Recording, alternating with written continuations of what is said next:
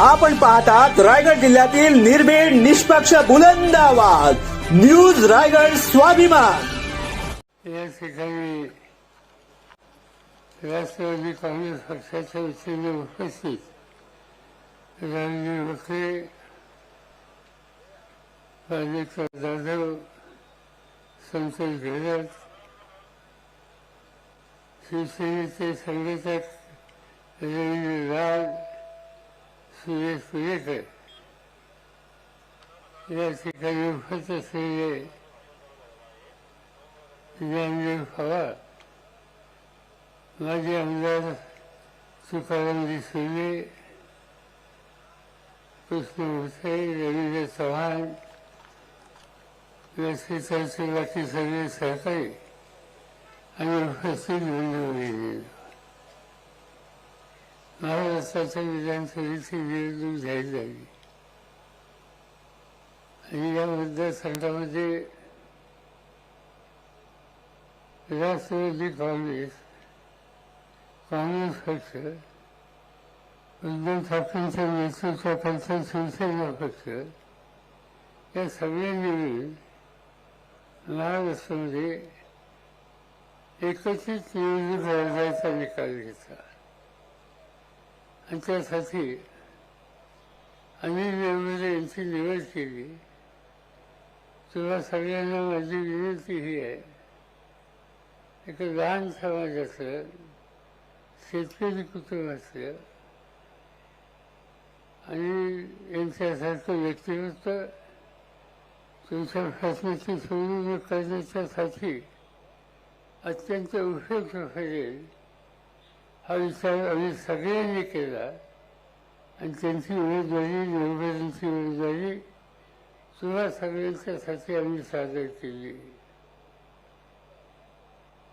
लोकसभेची निवडणूक झाली आणि लोकसभेच्या निवडणुकीमध्ये महाराष्ट्राच्या जनतेने तुमच्यासारख्यांनी आम्हा लोकांना प्रचंड प्रतिसाद दिला। देशाचा कळला नरेंद्र मोदींच्याकडे हवा होता आणि सतत फिरून त्यांनी 400 जागा आम्हाला हव्यात अशा प्रकारची भूमिका घेतली। पण 400 जागा याचा अर्थ लोकसभा चालवायची असेल, शासन चालवायचे असेल तर 400 जागांची आवश्यकता नसते। मला आठवत आहे, नरसिंहराव देशाचे प्रधानमंत्री होते आणि त्यांच्या मंत्रिमंडळामध्ये मी संरक्षण खात्याचा मंत्री होतो। आम्हा सगळ्यांच्याकडं 300 सुद्धा जागा नव्हत्या, पण 5 वर्ष आम्ही राज्य चालू शकतो, देशाचा कारभार उत्तम रीतीने करू शकतो। मग त्या 400 जागाची मागणी का करतात मोदी साहेब? आणि त्याचं कारण त्यांच्याच सरकारने भाषणात सांगितलं की डॉक्टर बाबासाहेब आंबेडकरांनी या देशाची जी घटना लिहिली त्या घटनेमध्ये आम्हाला बदल करायचा आहे आणि तो करायचा असेल तर अधिक खासदारांची आवश्यकता आहे आणि त्यासाठी 400ची मागणी त्यांनी केली। अशी जी घटना आहे ती जगामध्ये अतिशय चांगल्या घटना नेहमी व्यवस्थित असतात, त्याच्यामध्ये भारताचे संविधान आहे। या संविधानाचं वैशिष्ट्य असं आहे, नरेंद्र मोदींना एक मत आणि वसाहताच्या गरीब माणसाला सुद्धा एक मत, या देशाच्या उद्योगपतीला एक मत, तसंच महाराष्ट्राच्या एका लहानशा गरीब माणसाला सुद्धा एक मत। आणि ही भूमिका डॉक्टर आंबेडकरांनी केली आणि त्यामुळे तुमची माझी जबाबदारी ही आहे की या देशामध्ये सर्व समाजाला एकत्र राहून देशाचा कारभार करण्याच्यासाठी अतिशय चांगली घटना ही डॉक्टर बाबासाहेब आंबेडकरांनी दिली। तिच्यावर हल्ला होण्याची शक्यता असली तर मोदी यांनी त्यांच्या विचाराचे जे घटक आहेत त्यांच्या हातात आम्ही सत्ता देणार नाही हा निकाल उद्याच्या निवडणुकीत घ्यायचा आहे आणि त्यासाठी सुद्धा ही निवडणूक महत्वाची. आज अनेक प्रश्न आपल्या सगळ्यांच्या समोर आहेत. शेतीमालाच्या किमतीचा प्रश्न आहे, महिलांच्या अत्याचारातून सुटका करण्याचा प्रश्न आहे, शेतकऱ्यांच्या आत्महत्याचा प्रश्न आहे, तरुण मुलांना शिक्षित झाल्याच्या नंतर काम मिळण्याचा प्रश्न आहे. अनेक प्रश्नांची मालिका आज या राज्यामध्ये आहे. गेले 10 वर्ष कोरोनाच्या काळामध्ये महाराष्ट्राचं सूत्र हे महाराष्ट्राचे मुख्यमंत्री त्यावेळेचे उद्धव ठाकरे यांच्याकडे होते. तेवढा 2 वर्षाचा काळ देत होता. ते गेले 10-12 वर्ष महाराष्ट्राची सत्ता भारतीय जनता पार्टी आणि त्यांच्या सरकारांच्या हातामध्ये. आणि आज हे लोक सगळे सांगतात की आम्ही लोकांचे प्रश्न सोडवला. काय अनुभव आपल्या सगळ्यांचा? त्यांनी जो कार्यक्रम घेतला आहे त्याच्यामध्ये महाराष्ट्रात जाऊन सांगतात लाडली बहीण बहिणीच्या संबंधीची असतात आणि दर महिन्याला आम्ही 1500 रुपये आमच्या लाडली बहिणीला देऊ. पुढच्या 2-3 महिन्याचे पैसे आत्ताच देऊन टाकले आणि त्याचं एकच कारण निवडणुका जवळ आली. 10 वर्ष सत्ता हातामध्ये त्यावेळी बहिणीची आठवण नाही झाली. कालच्या लोकसभेच्या निवडणुकीत महाराष्ट्राच्या जनतेनं 30 ठिकाणी त्यांचा पराभव केला. त्याच्यानंतर बहिणीची आठवण करणार नाही. आज ते सांगतात बहिणीच्या वगैरे. मी एवढंच सांगू इच्छितो, आज स्त्रियांची महाराष्ट्रात स्थिती काय? आज हे युती सरकार जे आहे, युती सरकारच्या काळामध्ये महिलांच्यावर अत्याचार किती झाले माहिती आहे आपल्याला. ज्यांचा अत्याचार झाले त्यांनी तक्रारी ज्या केल्या त्याची नोंद जी महाराष्ट्रात आहे ती 67,381. तुम्ही लक्षात घ्या, राज्यामध्ये 67,381 महिलांच्या अत्याचाराच्या संबंधी आज सक्रिय महाराष्ट्रामध्ये. याचा अर्थ एकच आहे की दर तासाला या राज्यामध्ये 5 तक्रारींची नोंद आहे. आणि दुसरी एक गोष्ट आहे, एका बाजूने अत्याचार आहे आणि दुसऱ्या बाजूने मुली बेपत्ता झाले, त्यांचा पत्ता माहिती नाही, मुलीचा निर्णय माहिती नाही. आणि या मुली किती आहेत तशा? राज्यामध्ये 64,000 मुली महिला आज बेपत्ता झालेल्या आहेत. ही स्थिती महाराष्ट्राच्या इतिहासात कधी नव्हती.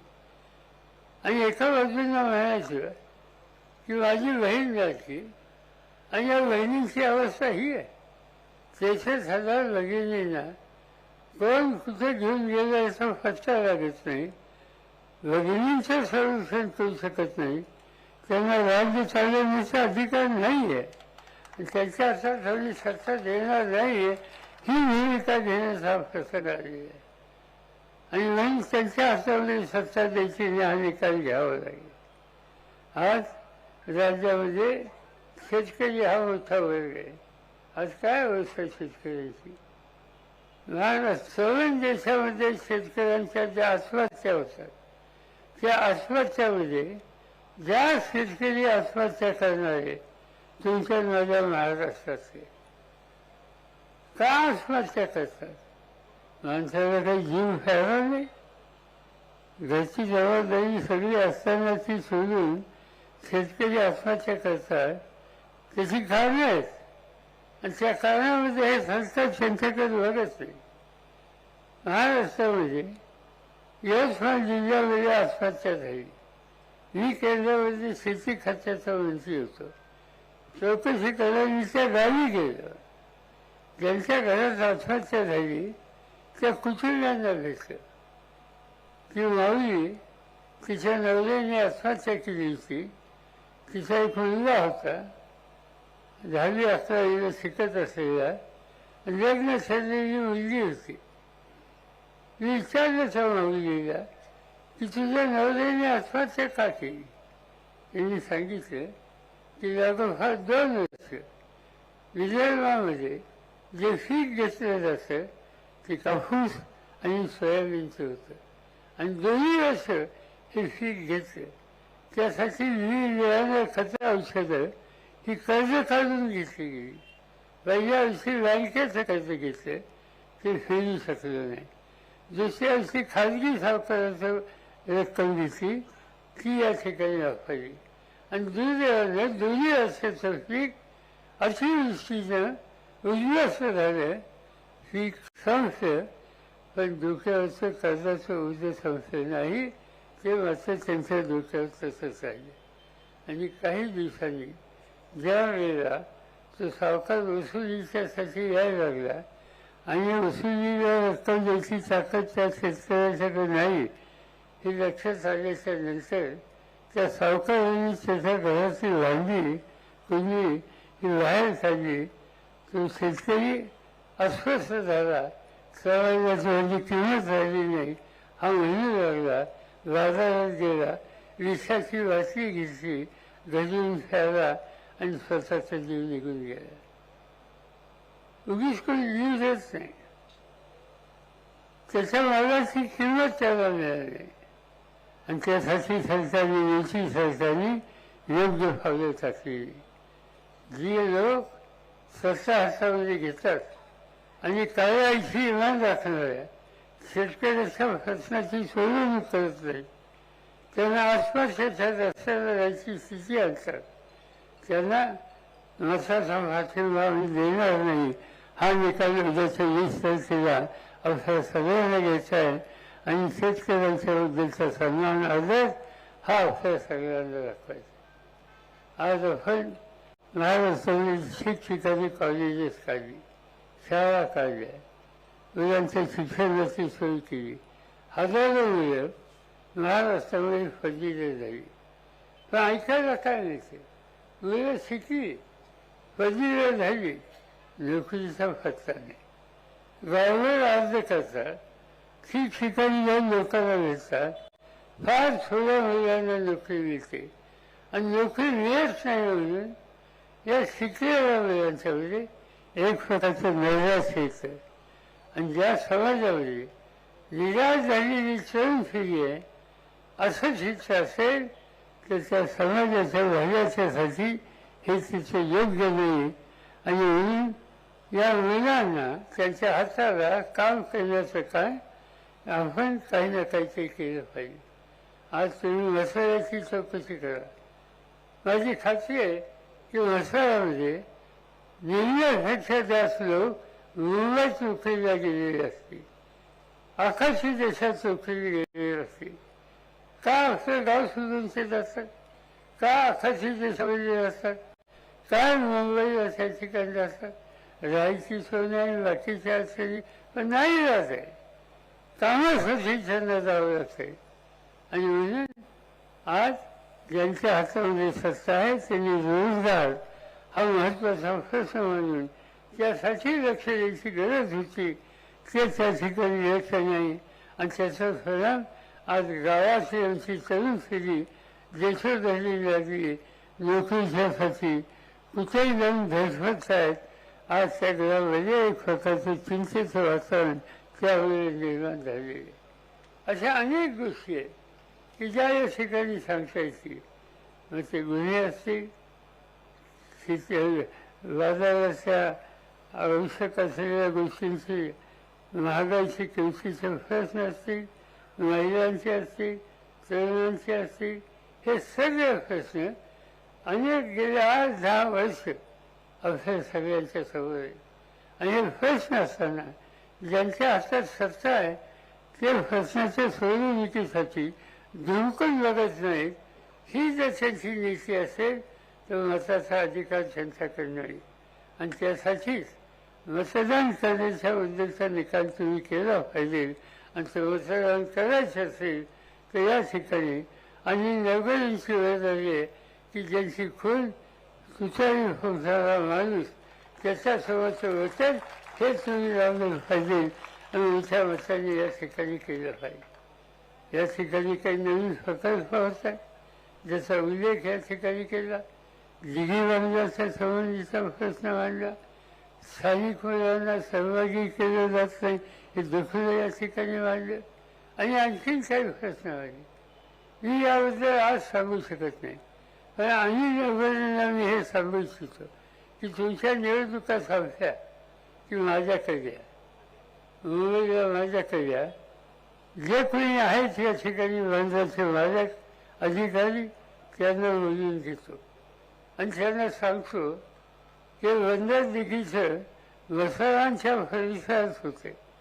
लोकांच्या शेकडो एकराच्या जमिनी या कामाच्यासाठी घेतल्या आणि शेकडो एकराच्या जमिनी घेतल्याच्या नंतर आमच्या स्थानिक मुलांना काम मिळत असेल तर असं बंधन मला नको आहे. आणि मी त्यांना भागाने त्यांना सांगेन की जोपर्यंत मसाला असेल, आजूबाजूची गावं असतील, इथे जनतेचे प्रश्न सुटत नाही तोपर्यंत तुमच्या बंधाच्या कामाला आम्ही हात रंगवणार नाही हे त्या ठिकाणी सांगण्याच्या उद्देशी गरज आहे. आणि ते काम निश्चित केलं जाईल एवढंच त्या ठिकाणी सांगतो. आणि हे कधी करू शकतो आम्ही? मगाशी सांगितलेला शेतकऱ्यांचा प्रश्न कधी सोडू शकतो? महिलांच्या अत्याचाराची सुटका आम्ही कधी करू शकतो? महागाईची सुटका तुळशी कधी करू शकतो? आम्ही हे करू शकतो, पण त्यासाठी मताचा अधिकार तुम्ही बजावला पाहिजे आणि महाविकास आघाडी त्यांचे उमेदवार निवडून दिले पाहिजे. मी तुम्हाला खात्री देतो हा अधिकार दिल्याच्या नंतर इथलं चित्र बदलल्याचं राहणार आहे. या जिल्ह्यामध्ये काही प्रश्न आहेत. काही लोकांना मी कबूल करतो आम्ही सक्ती दिली, पाठिंबा दिला. हा हेतू होता की भागातल्या लोकांचे प्रश्न सोडवता येतील. मंत्री बनवलं, राज्यात मंत्री बनवलं, अन्य ठिकाणी संधी दिली. त्याचा हेतू हाच एक होता की हा रायगड जिल्हा समृद्धीच्या रस्त्यावर जाईल. राजेश आमचे यांनी आमच्या बाकीच्या सरकारने या जिल्ह्याच्यासाठी सातत्याने विकासाची काळ दिली. आज काहींना आम्ही शक्ती दिली, सत्ता दिली, पण त्यांना लोकांच्या विकासाच्या संबंधाचं आठवण होत नाही. त्यांना विकास करायचा आहे तर कुटुंबातल्या लोकांचा विकास, स्वतःचा विकास, मुलीचा विकास, मुलाचा विकास, भावाचा विकास, आणि कुटुंबाचाच विकास करायचा असता तर ते काही खरं नव्हतं. आज खऱ्या अर्थाने तुमची बांधिलकी प्रामाणिकपणा हा स्थानिक जनतेचा असाल तर पहिल्यांदा या विकासाचे निर्णय आमच्या स्थानिक जनतेच्या घरापर्यंत पोचलं पाहिजे. आणि जोपर्यंत स्थानिक जनतेचा सामान्य माणूस समृद्धीच्या रस्त्यावर जात नाही, त्याच्या प्रश्नाची सुटका होत नाही, तोपर्यंत विकासाच्या नावावर तुम्हाला मत मागण्याच्याबद्दलचा अधिकार नाही. दुसरी गोष्ट अशी, राजकीय पक्षाच्या नेत्यांनी मतं मागताना काही भूमिका घ्यायची असते.